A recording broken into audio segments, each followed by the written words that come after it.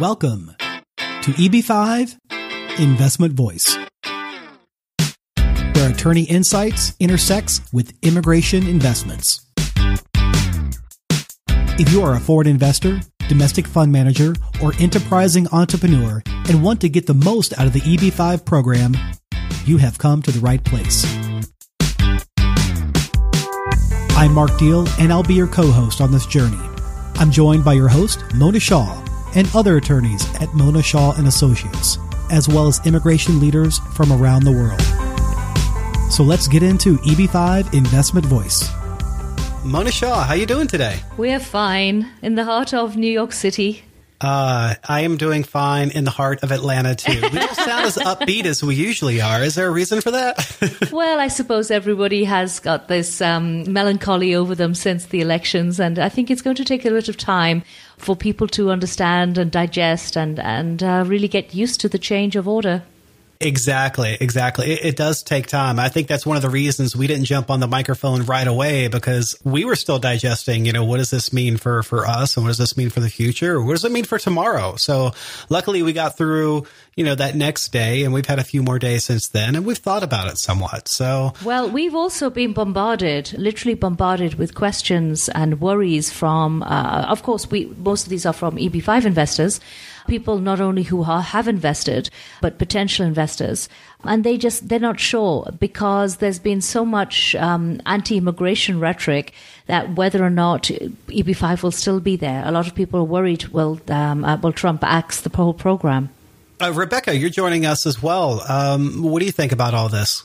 Oh, well, Mark, thank you for having me on again. And Mona, a shock. I think that's what we're feeling here in New York City. Right. I think that's the thing with the two coasts, and immigration lawyers generally all over. We do have this feeling of this anxiety.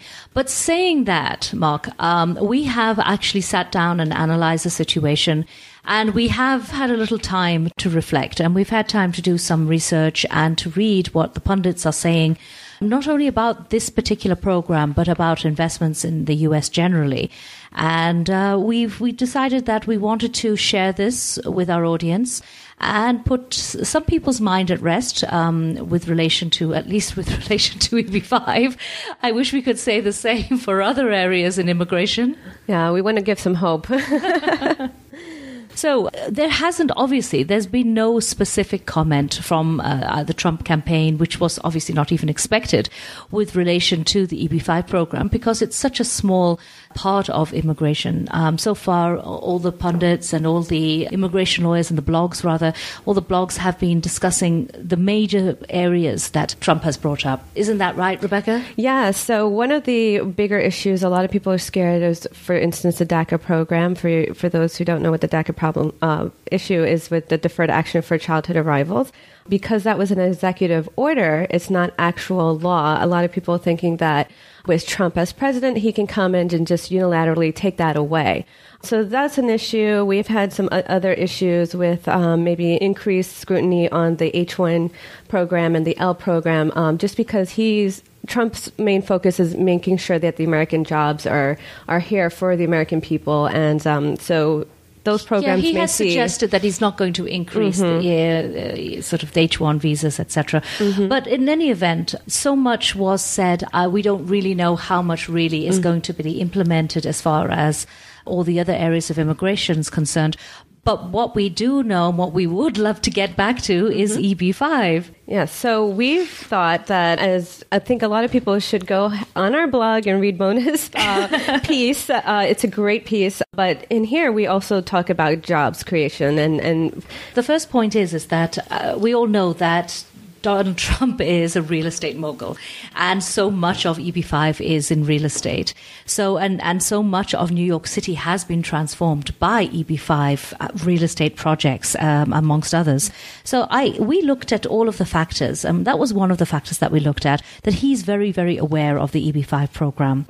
In fact, when we were doing some research, we came up with some figures that were produced by outside companies. There's one called Mansion Global, who managed to get some research from Knight Frank, I believe it is, which is a London-based global real estate consultancy.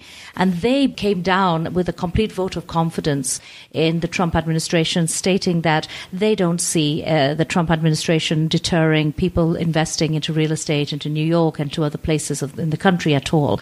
In fact, they felt that once the shock of the results has died away, then people will come back into the fold, if not stronger, because they feel that the Trump and the Republicans themselves are good for low taxation and very good for pro-investment.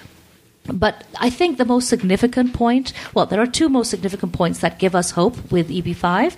One has been the fact that from the outset, the whole Trump candidacy is based on job creation, and EB5 is a job-creating program.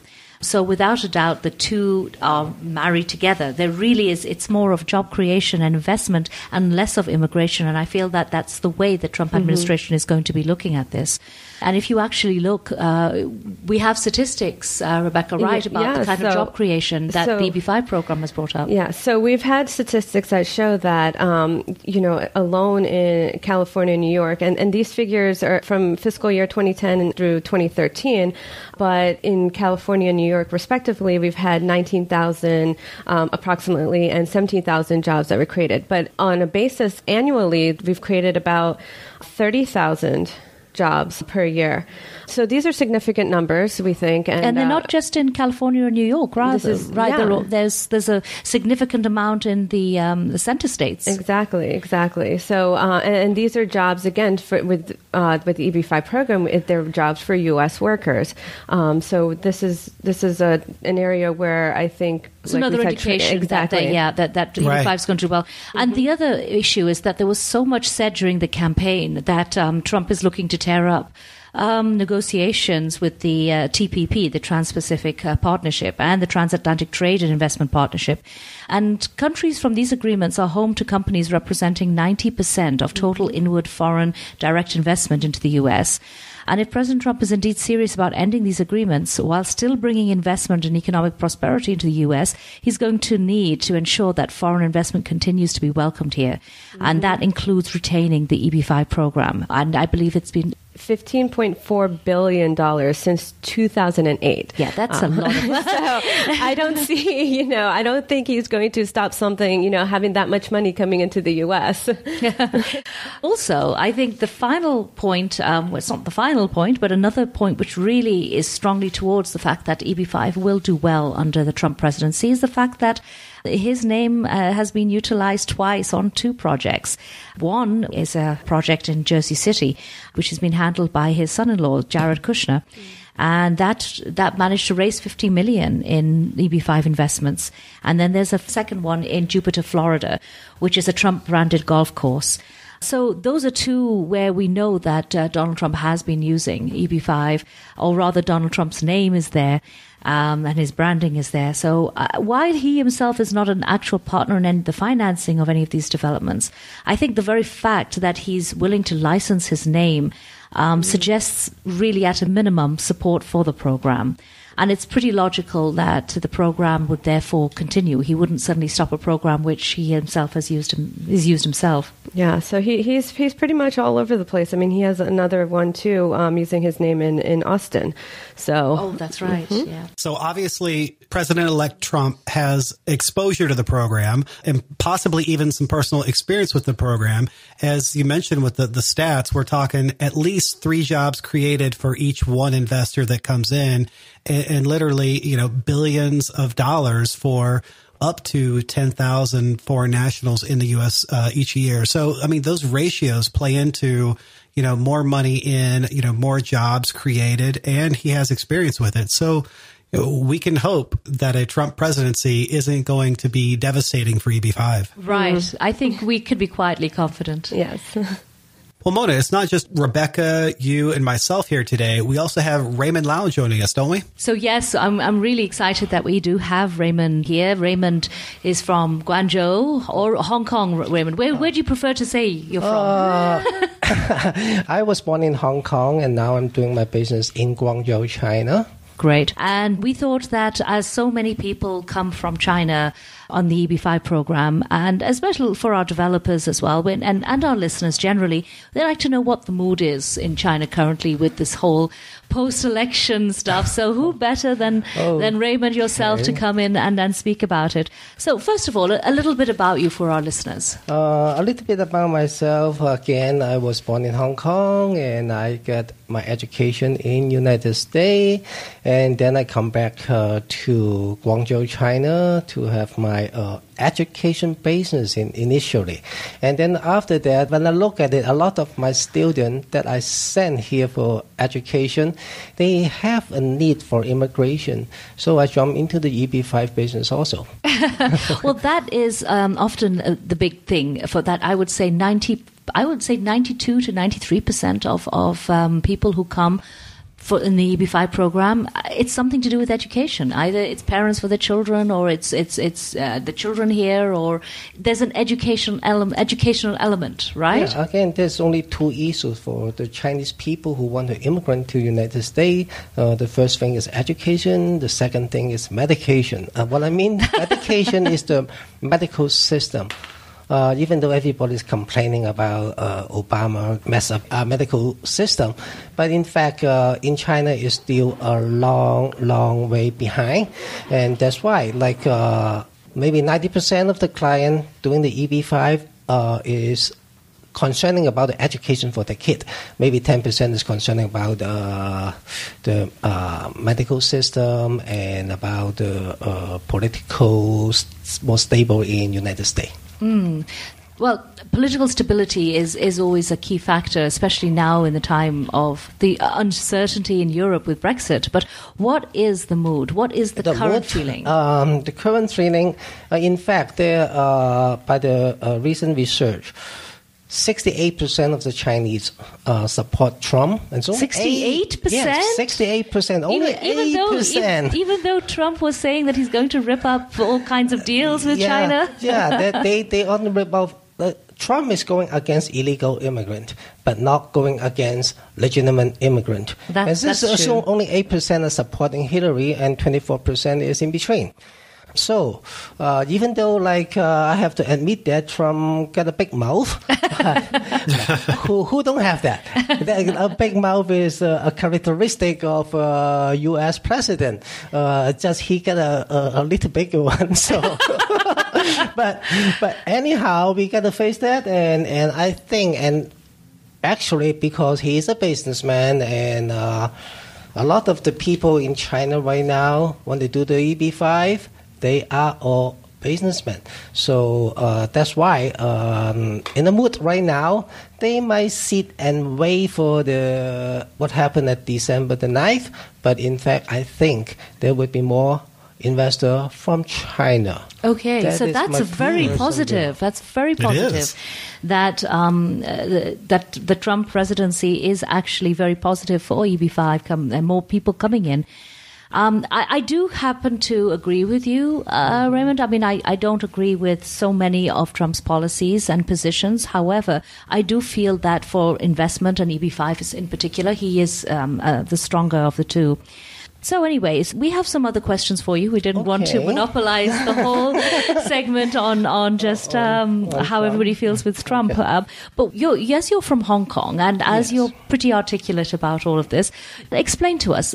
A lot of people don't understand the difference between agents and people working from mainland China and agents and people working from Hong Kong, because you both seem to be going after the same type of investors, but methodology is different and the way your thought process is different.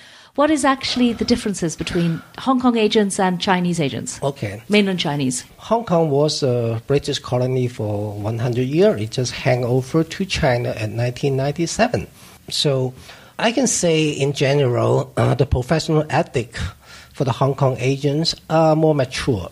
Okay. They know the business for a longer time. They've been doing the Canadian immigration, Australia immigration for 30 years in history. And for the agency in China, especially for the EB5 program, the first agency in China I know of doing EB5 is at 2006.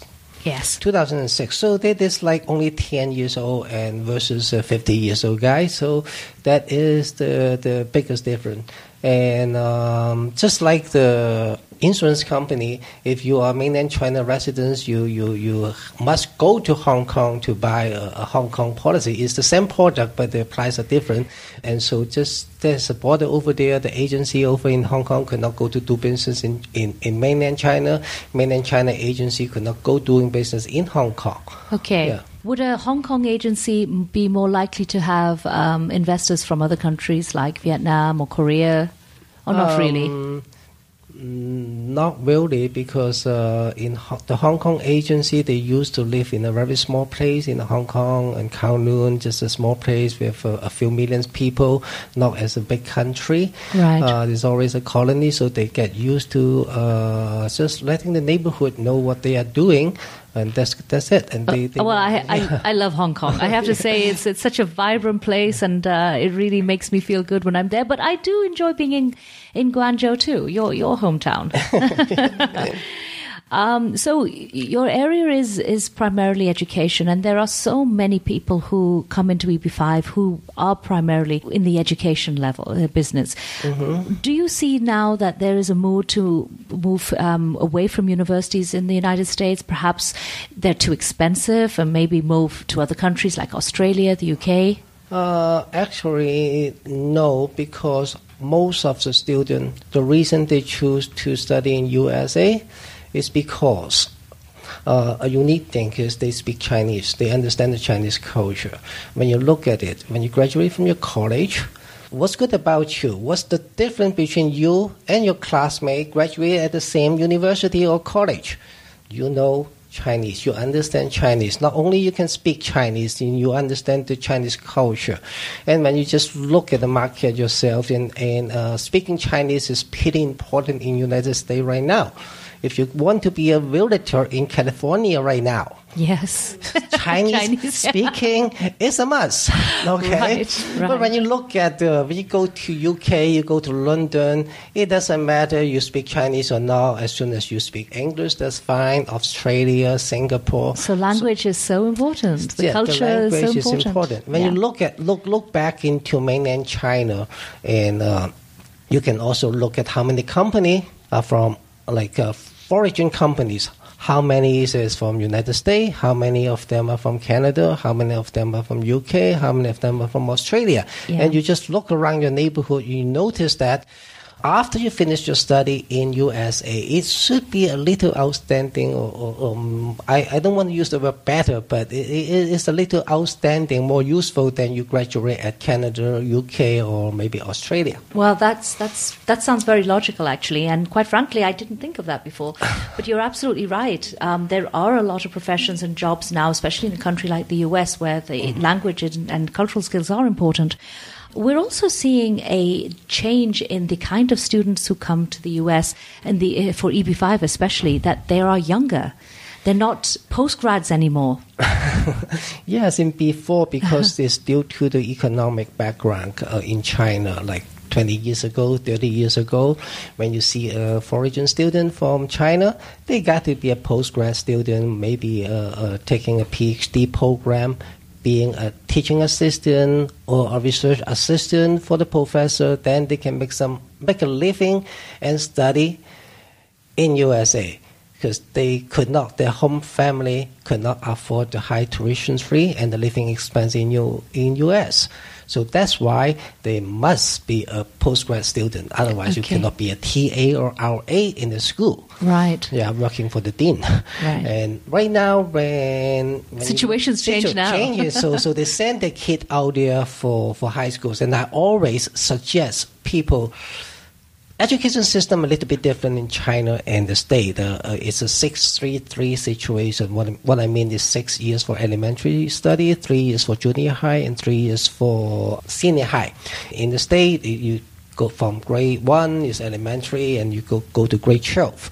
So if they finish their grade 9, that means they finish the junior high school in China, and I would strongly recommend them to come over here to repeat their grade 9.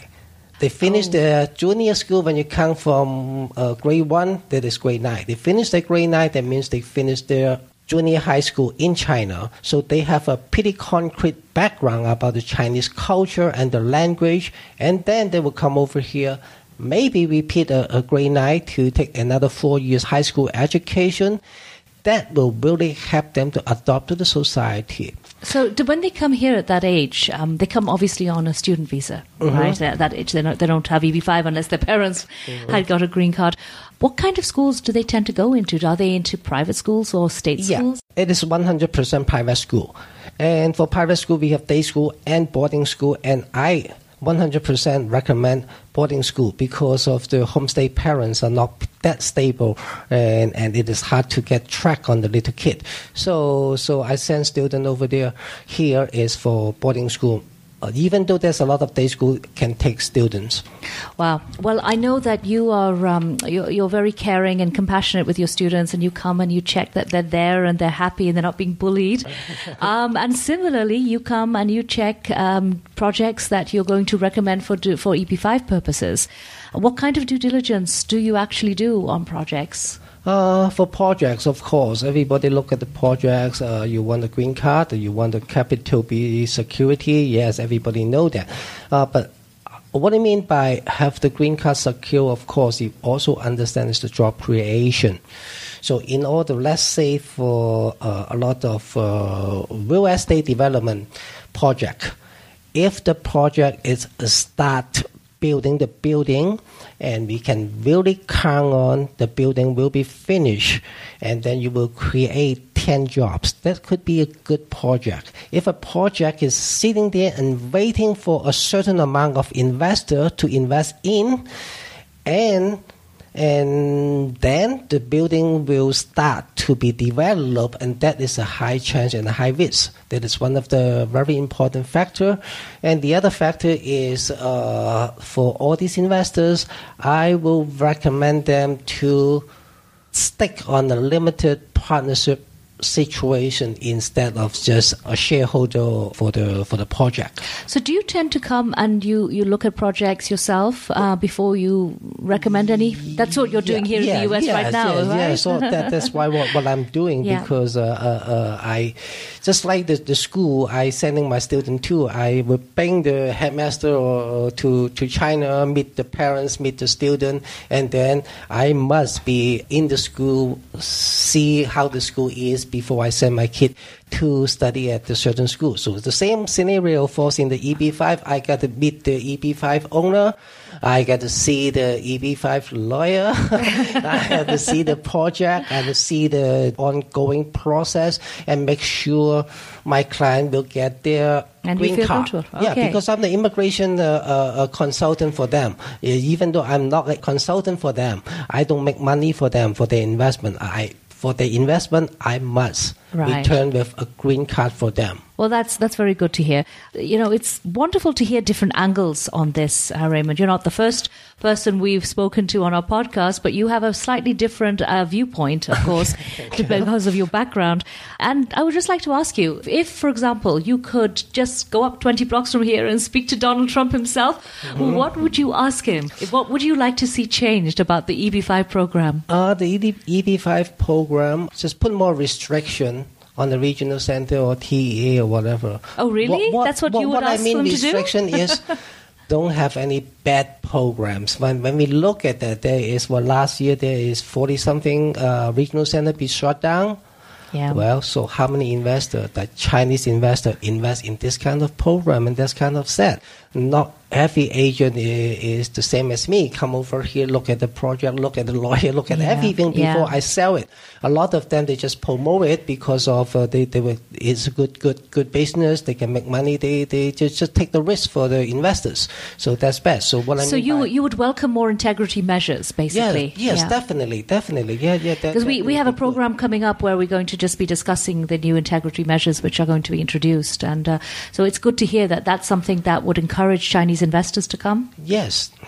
The more stricter it is. Yeah, when the rules are more strict and they know it's kind of safe and they know everything is monitored by the government, nobody is just playing around like the Chicago Conference Center years ago. That would be even better for the whole industry. And do you see more or less investors coming in, given the change of government here, given the change of mood? Do you see more or less? Of course, I will see. Yes, it's more, because one thing is... You see more investors coming? Yes, definitely. Because when we look at the number of students studying in U.S., the big number comes up at 2009. It's 98,000. 98,000 current students? Wow. No, that is the number of 2009. The number right now is 500,000. Oh, wow. After they graduate, of course, they have a chance to do their OPT, the optional practical training. But the sad thing is the quota for H-1B visa is still 65,000 per year. Well, that we don't expect to go up, by the way, in this Trump administration. So the student graduate from the college, especially Chinese student, the percentage of they could get the H-1B is only 8.4%. Right. So what happened for the another 91.6% of the student? So EB-5 would be the only option. Or maybe they get married, but I mean, EB-5 is the best option. Yeah, even though if they get the H-1B visa, right? Imagine if I am the business owner, I see H-1B student comes in, I won't give him any important projects to handle. It's not because of he or she is not smart enough. It's because 1 year, 2 years down the road, he will say goodbye to me, and how would I give him something important? So after a student graduates from college, he better get a green card to get the trust for the business owner, get a very decent, nice job, and adopt it to the society. Thank you. Raymond, thank you. You're welcome. Thank you for being with us today on EB5 Investment Voice. The topics presented in this podcast is informational in nature and is not to be taken as specific legal advice. If you have questions on the topics presented in this episode or other investment immigration needs, please contact Mona Shaw & Associates. Mona and her attorney staff can be reached at mshawlaw.com. That's MSHAH law.com. Make sure you don't miss our next episode focusing on a different aspect of the EB5 program by subscribing to the podcast. While you're at it, leave us a rating on iTunes. If you really found this episode valuable, share it with someone else that could benefit from this information. Until then, I'll see you on the next episode of EB5 Investment Voice.